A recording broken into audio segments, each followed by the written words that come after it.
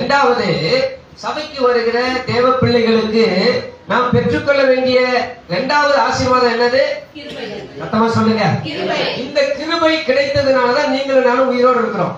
நோவாவுக்கு மாத்திரம் கர்த்தருடைய கண்கள்ல கிருபை கிடைக்கலனா, ஆதியாகமம் 6:8 இருக்கிறது. நோவாவுக்கு கர்த்தருடைய கண்களில் கிருபை கிடைத்தது. எல்லாம் சொல்லுங்க, கிருபை கிடைத்தது. நோவாவுக்கு கிருபை கிடைச்ச மாதிரி உங்களுக்கு எனக்கும் கிருபை கிடைச்சிருக்குது. ஆமாவா? நம்ம சொந்த பந்தங்கள் எத்தனையோ பேர் இன்னும் ரட்சிக்கப்படல. ஆமா தானே?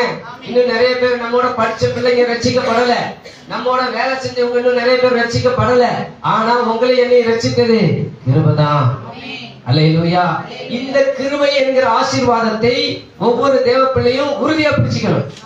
இந்த ஆசீர்வாதத்தை வாழணும். பக்கத்துல தட்டி சொல்லுங்க, இந்த கிருபையில களி கூறணும், இந்த கிருபையில வாழணும். சங்கீதம் 90:14